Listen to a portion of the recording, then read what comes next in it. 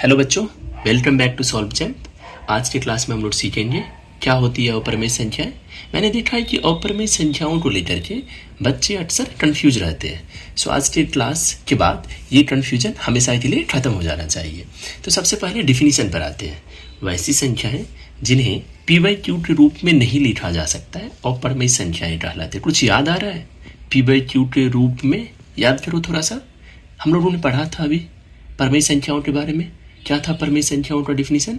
कि वैसी संख्याएं जिन्हें p/q के रूप में लिखा जा सकता है परिमेय संख्याएं कहलाती है।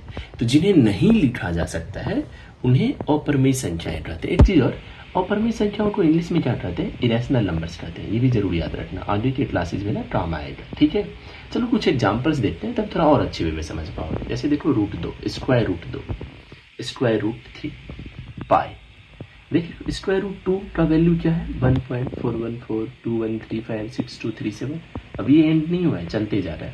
पाई का क्या वैल्यू है? 3.1415926553। फिर भी देख रहे हो ये भी एंड नहीं हुआ है यहाँ पर इस 5 पर, यह भी चलते जा रहा है। स्क्वायर रूट 3 किसके इक्वल होता है? 1.732050807757। देख रहे हो ये भी एंड नहीं हुआ, चलते जा रहा है। मुझे पता है तुम्हें याद होगा शायद कि स्क्वायर रूट 2 होता है 1.414। ऐसा नहीं है कि वो 1.414 ही होता है, और भी बाद में और भी डिजिट्स चलते हैं, लेकिन हमें चूंकि यूज करना होता है ना, सॉल्व करना होता है, इसलिए हम लोग स्क्वायर रूट 2 के बदले 1.414 लिख लेते हैं, या स्क्वायर रूट 3 के बदले 1.732 लिख लेते हैं, पाई के बदले 3.14 लिख लेते हैं। चलो अब थोड़ा सा और अच्छे से समझते हैं।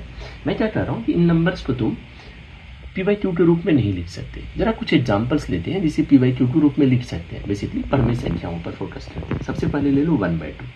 1/2 को यदि दशमलव में लिखोगे तो क्या लिखोगे? 0.5। एक चीज तुमने देखा, तुमने इसे दशमलव में लिखने का ट्राई किया, ये तुरंत खत्म हो गया 0.5 पर। एक और एग्जाम्पल लो परिमेय संख्याओं का 1/3। देख रहे हो ये सब p/q के फॉर्म में। इसमें क्या लिखोगे दशमलव में? 0.333। यहाँ भी एंड नहीं हो रहा है, देख रहे हो। लेकिन एक चीज देख रहे हो, ये भी एंड नहीं हुआ है लेकिन रिपीट हो रहा है। आगे भी यदि लिखोगे तो 33 ही होगा। ठीक है, सो बेसिकली अब जरा समझो एक चीज। परिमेय संख्याओं को जब दशमलव में लिखते हो ना, तो या तो वो एंड हो जाता है या फिर ना थोड़ा सा रिपीटिशन देखने को मिलता है। ठीक है, क्या होता है? रिपीटिशन तुम्हें देखने को मिलता है। ठीक है, ये बेसिकली यहाँ पर तुम्हें देखने को मिल गया। अब जैसे तुम √2 को देखो तो ये ना तो एंड हो रहा है, ना ही तुम्हें रिपीटिशन देखने को मिल रहा है। पाई को देखो, ना ही ये एंड हो रहा है इसका दशमलव वाला रूप, ना ही किसी भी टाइप का कोई रिपीटिशन देखने को मिल रहा है।